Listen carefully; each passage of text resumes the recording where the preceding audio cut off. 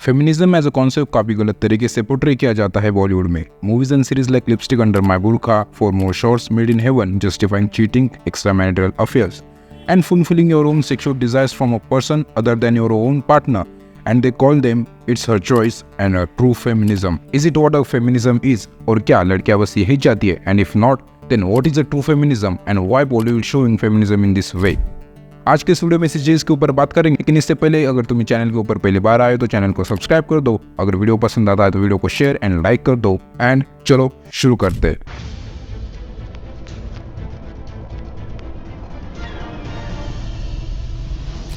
On the first place, what is feminism? देखो, जिस हिसाब से बॉलीवुड फेमिनिज्म को पोर्ट्रे करने की कोशिश कर रहा है, या फिर सोलो फेमिनिस्ट भी जिस हिसाब से फेमिनिज्म को दिखाने की कोशिश कर रहा है, I totally disagree with their own portrayal. देखो, feminism is not about females or males or their competitiveness.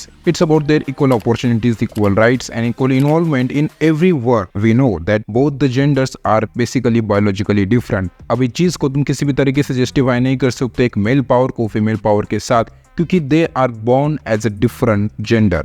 And उनकी जो कैपेबिलिटीज होगी एज अ फिजिकल वर्क वो डेफिनेटली अलग होगी, लेकिन जो उनकी मेंटल कैपेबिलिटीज है वो एक ही है, क्योंकि हम एक ही स्पेसीज से। But you know what the Bollywood wants to do?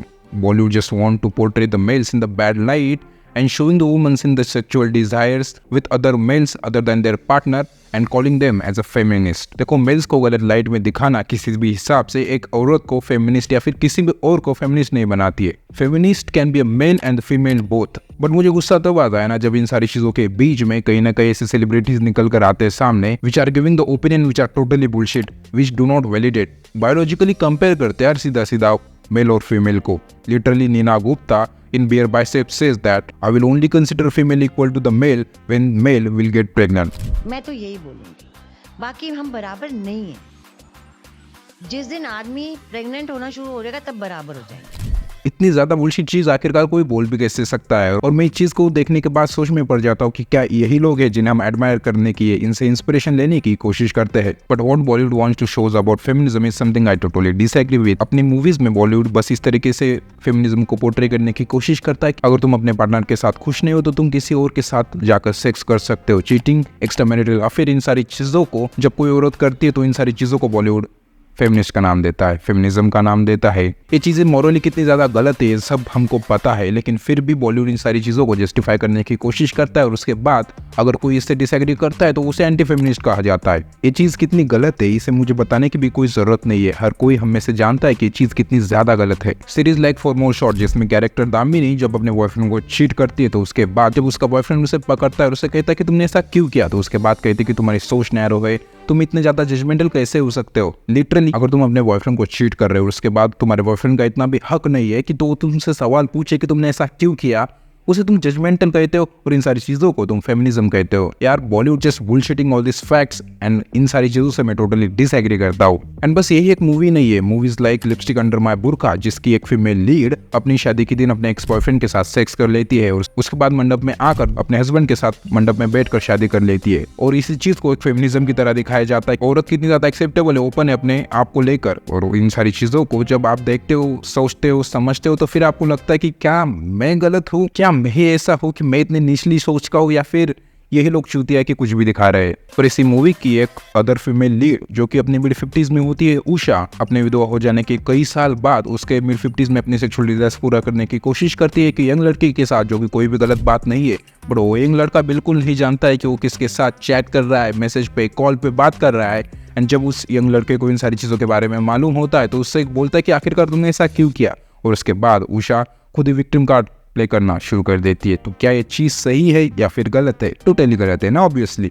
लेकिन इस चीज को भी उन लोगों ने फेमिनिज्म के नाम पर जस्टिफाई करने की जरूर कोशिश की है। और अगर तुम इन सारी मूवीज को भी साइड में रख दे तो डियर जिंदगी, जो कि मेरी पर्सनल फेवरेट मूवी है, उस मूवी का भी एक सीन है जिसमें आलिया भट्ट का कैरेक्टर अपने बॉयफ्रेंड को चीट कर किसी और के साथ सो जाता है। उसके बाद वो जो दूसरा वाला बॉयफ्रेंड होता है आलिया को अल्टीमेटली जाकर चीट कर देता है।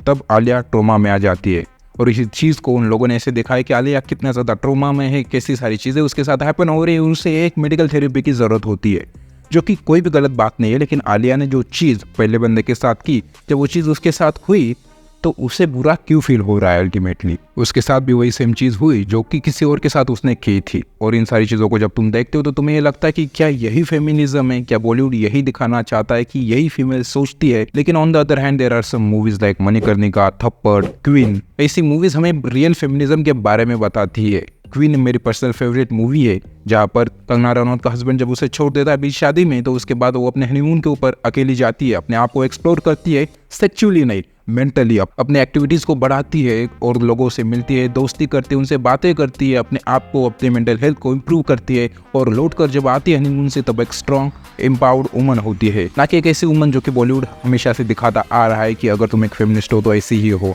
लिटरली ये मूवी हमें बताती है कि असली फेमिनिज्म का मतलब क्या होता है। सिमिलरली तापसी पन्नू की मूवी थप्पड़ ये भी हमें अच्छे खासे तरीके से बताती है कि आखिरकार फेमिनिज्म का मतलब क्या होता है।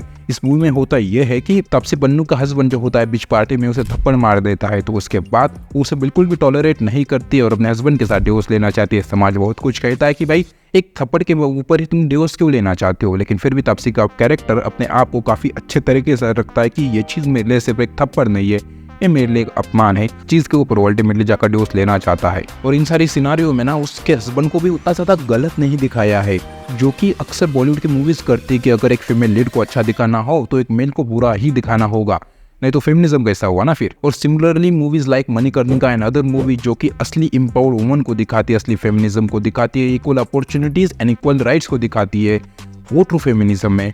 वो लिटरली हमें बता दे कि आखिरकार फेमिनिज्म का मतलब क्या होता है। तो what actually female wants from Bollywood. Female wants movies like Manikarnika, Thappad, queen, जिसमें कि इंपावरमेंट, इक्वल राइट्स के बारे में बात की जाए, फीमेल को एक ग्रोथ की तरह दिखाया जाए, ना कि एक ऑब्जेक्ट की तरह, एक आई कैंडी की तरह। और don't justify feminism as doing sex with every other person. Female don't want this all type of movies and that's why sometimes, most of the times, these movies are gonna be flop. Movies like Thappad, Manikarnika, Queen and Pink will definitely be a blockbuster as always because these movies are something and somewhat the most female wants to see. अगर तुमने ये video यहाँ तक देखा है तो comment section में जरूर बताना कि तुम्हारा क्या मतलब है फेमिनिज्म को लेकर, तुम्हें क्या लगता है इस टेक के ऊपर। एंड अगर यहाँ तक आए तो चैनल को सब्सक्राइब कर दो। मिलते हैं अगले वीडियो में, टिल देन बाय।